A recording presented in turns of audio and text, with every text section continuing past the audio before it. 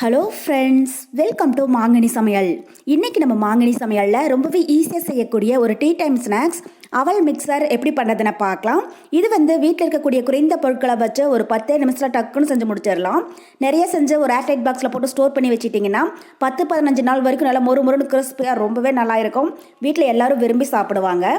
சரி வாங்க, இப்போ இந்த அவல் மிக்சர் எப்படி பண்ணுறதுன்னு பார்க்கலாம்.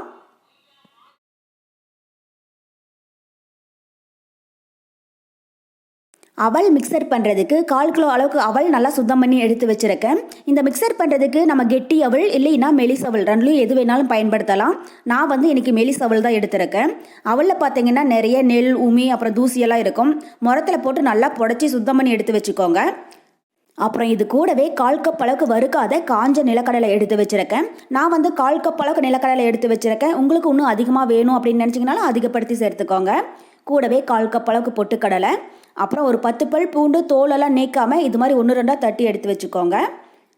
அப்புறம் ஒரு 2 டேபிள் ஸ்பூன் அளவுக்கு முந்திரி பருப்பு நீங்கள் விருப்பப்பட்டால் சேர்த்துக்கோங்க, இல்லைனாலும் பரவாயில்லை. இது சேர்க்காமலும் செய்யலாம், டேஸ்ட்டு ரொம்பவே நல்லா இருக்கும்.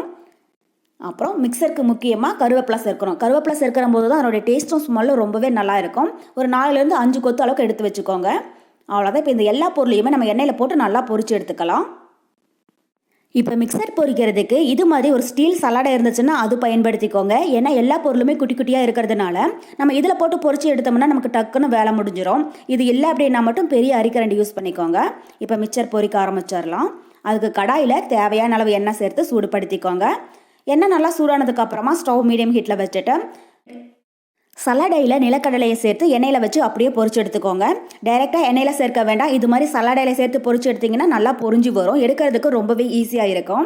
இது வறுக்காத நிலக்கடலை அப்படிங்கிறதுனால பொரியறதுக்கு ஒரு 2 நிமிஷம் போல் ஆகும். இதே வறுத்த நிலக்கடலையாக இருந்துச்சுன்னா ஜஸ்ட் லைட்டாக சூடுபடுத்துனீங்கன்னா போதும்.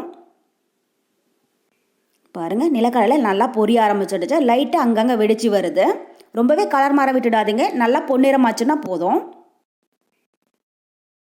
அவ்வளோதான். இப்போ நிலக்கடலை நல்லா பொன்னிறமாக பொரிஞ்சு வந்துருச்சு. இது எண்ணெயிலேருந்து வடித்து தனியாக ஒரு பிளேட்டில் எடுத்து வச்சிடலாம். ஃபஸ்ட்டே ஒரு அகலமான பிளேட்டில் டிஷ்யூ பேப்பர் போட்டு எடுத்து வச்சுக்கோங்க. வறுக்கிற எல்லா பொருளையுமே அதில் சேர்த்துட்டிங்கன்னா கொஞ்சம் நஞ்சம் எண்ணெய் இருந்துச்சுன்னா கூட அது எல்லாம் ஈட்டிடும். பாருங்கள், இப்போ நிலக்கடலையை பொரிச்சு எடுத்தாச்சு. அடுத்தது நம்ம பொட்டுக்கடலையை பொரிச்சு எடுத்துக்கலாம். இப்போ சலாடையில் அதே மாதிரி பொட்டுக்கடலையை சேர்த்து பொரிச்சுக்கோங்க. பொட்டுக்கடலை பார்த்தீங்கன்னா அதிக நேரம் வறுக்க வேண்டியது கிடையாது. ஜஸ்ட் எண்ணெயில் விட்டு ஒரு 2 டைம் இது மாதிரி எடுத்திங்கனாலே நல்லா பொரிஞ்சு வந்துடும். இப்போ பொட்டுக்கடலை நல்லா வறுபட்டுருச்சு. ரொம்பவே கலர் மாற விட்டுடாதீங்க. இந்த அளவுக்கு லைட்டாக பொன்னிறமாச்சுன்னா போதும். இதை நம்ம வறுத்து வச்சுருக்கிற நிலக்கடலையோட ஒன்றா சேர்த்துடலாம். இந்த எல்லா பொருள் வறுத்து எடுக்கிற போதும் ஸ்டவ் மீடியம் ஹீட்டில் வச்சு வருங்க. அப்போ தான் கருகிடாமல் ஒரே மாதிரி நல்லா வறுபடும். அடுத்தது நம்ம முந்திரி பருப்பை வறுத்து எடுத்துக்கலாம். முந்திரி பருப்பு மிக்சருக்கு அவசியம் சேர்க்கணும் அப்படிங்கிறது கிடையாது. இது பார்க்கறதுக்கு கொஞ்சம் ரிச்சாக இருக்கும். சாப்பிடும் போது வாயில் கடிப்பட்டு டேஸ்ட்டும் ரொம்பவே நல்லா இருக்கும். அதுக்காக தான் சேர்க்குறோம். நீங்கள் விருப்பப்பட்டால் சேர்த்துக்கோங்க, இல்லைனாலும் பரவாயில்லை. பாருங்கள், இப்போ முந்திரி பருப்பு நல்லா பொன்னிறமாக வறுபட்டுருச்சு. இதை நம்ம வறுத்து வச்சுருக்கிற பொருட்களோடு சேர்த்துடலாம்.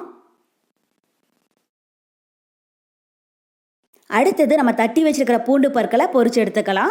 மிக்சருக்கு இது மாதிரி பூண்டு பற்கள் பொரிச்சு சேர்க்கிற போது அதனுடைய ஸ்மெல்லும் டேஸ்ட்டும் ரொம்பவே நல்லா இருக்கும். உங்களுக்கு பூண்டு அதிகமாக வேணும் அப்படின்னு நினச்சிங்கனாலும் அதிகப்படுத்தி சேர்த்துக்கோங்க. இல்லை பூண்டுடைய ஸ்மெல் பிடிக்காதும் அப்படின்னாலும் இதை ஸ்கிப் பண்ணிடலாம். பாருங்கள், இப்போ பூண்டு பற்கள் நல்லா பொன்னிறமாக பொரிஞ்சிடுச்சு. இதை நம்ம வறுத்து வச்சுருக்கிற பொருட்களோட சேர்த்துடலாம்.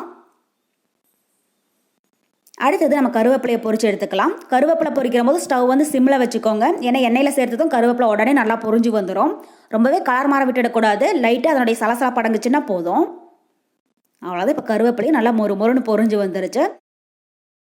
அவ்வளோதான். இப்போ கடைசியாக நம்ம அவலை பொரிச்சு எடுத்துக்கலாம். அவல் பொரிச்சு எடுக்கிற போது நிறைய சேர்த்து பொரிக்காமல் இது மாதிரி கொஞ்சம் கொஞ்சமாக பொரிச்சு எடுத்துக்கோங்க. அப்போ தான் ஒரே மாதிரி நல்லா பொரிஞ்சு வரும். அதிக நேரம் பொரிய விட்டுறக்கூடாது. ஜஸ்ட் இது மாதிரி எண்ணெயில் வச்சு எடுத்திங்கனாலே போதும். ஒரே மாதிரி நல்லா பொரிஞ்சிடும். அவளுடைய கலர் மாறாமல் பார்த்துக்கோங்க. அந்த ஒயிட் கலர் மாறாமல் இருந்துச்சுன்னா தான் மிக்சரும் நமக்கு டேஸ்ட்டும் ரொம்பவே நல்லா இருக்கும்.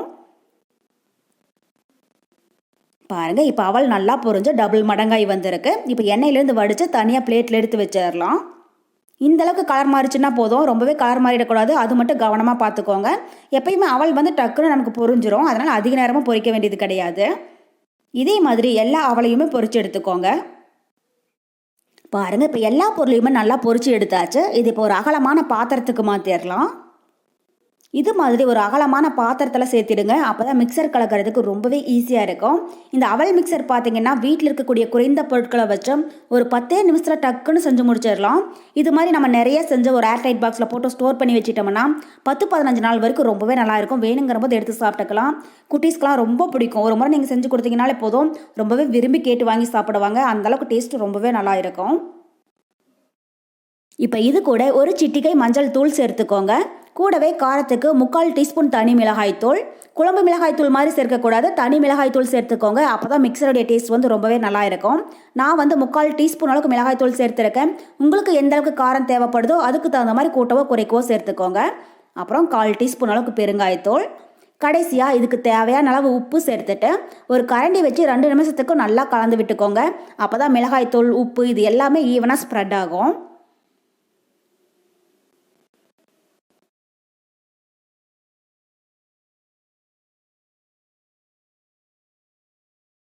நல்லா கலந்து விட்டுட்டு கொஞ்சமாக மிக்சரை டேஸ்ட் பண்ணி பாருங்கள். உங்களுக்கு ஒரு வேளை உப்பு காரம் குறைவாக இருந்துச்சுனாலும் தேவையான அளவு சேர்த்துக்கோங்க. பாருங்கள், அவ்வளோதான், நம்ம அவல் மிக்சர் ரொம்பவே சூப்பராக தயாராகிடுச்சு. இது ஆறுனதுக்கு அப்புறமா ஒரு ஏர்டைட் பாக்ஸில் போட்டு ஸ்டோர் பண்ணி வச்சுக்கோங்க.